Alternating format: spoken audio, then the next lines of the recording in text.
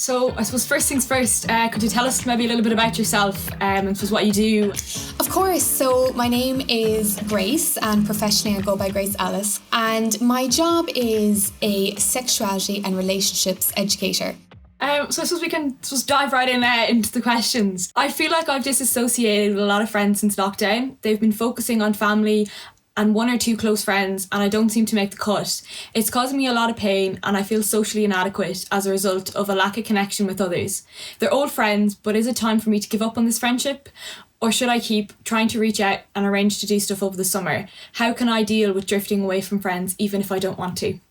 Okay, so my advice for someone who, feels they're drifting away from their friends or feels that their friends aren't connecting with them as much is, first of all, to really be kind to yourself, because this can be very difficult to cope with. Friendship struggles can be just as upsetting as relationship struggles. But I would say before you give up on those friendships, I would encourage this person to express how they feel to these friends. So without using blaming language, so really focusing on, using I language. So this is what I feel and this is what I experienced.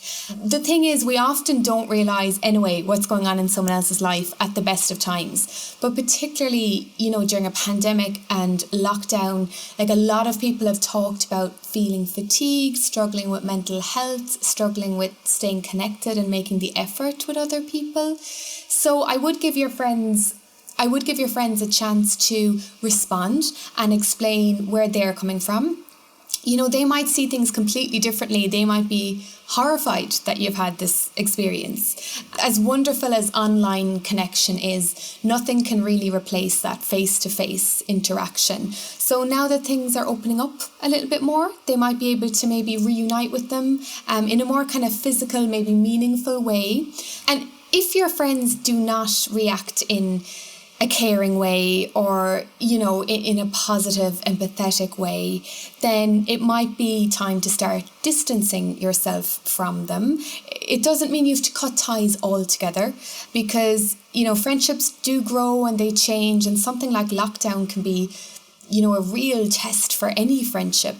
And that might just mean that moving forward, you still care about your friends, you still, are very fond of them, you have great memories, you still spend some time with them, but maybe you're not relying on them as much for that, emotional support and that staying connected.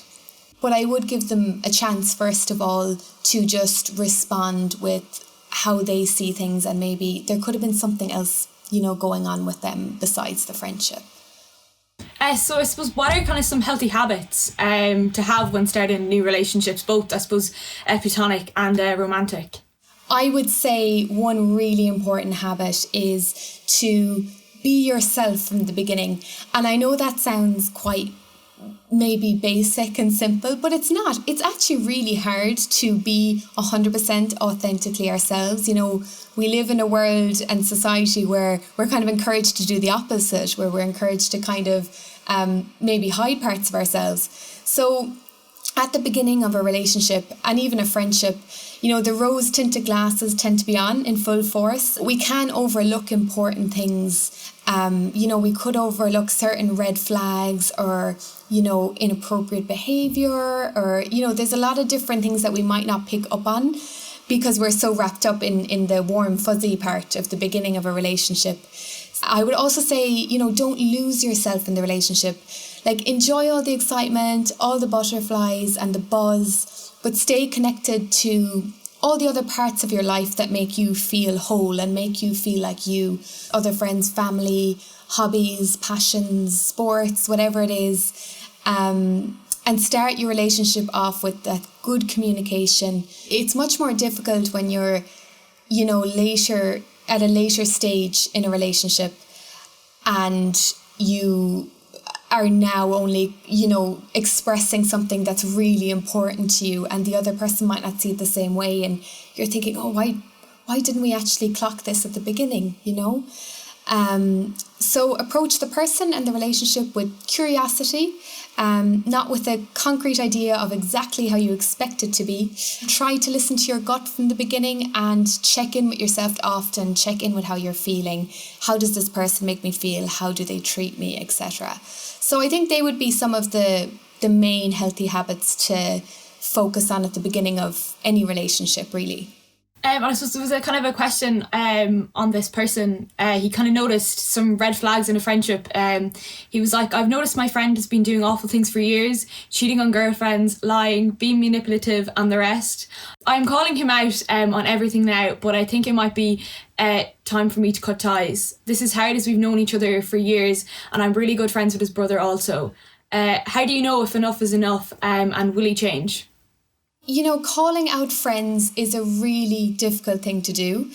And calling out horrible behaviour, disrespectful behaviour, it's such a brave thing to do. So well done to this person, first of all. So expressing how you feel again is super important. So again, using I language and connecting with that friend and saying, I really don't agree with your behaviour. It doesn't sit right with me. And this is how I feel about it. This is how it makes me feel. See how they react to that again. Now, this person has said that they have been calling out their friend. So they've obviously already started to do that. And I'm guessing there's not much change happening.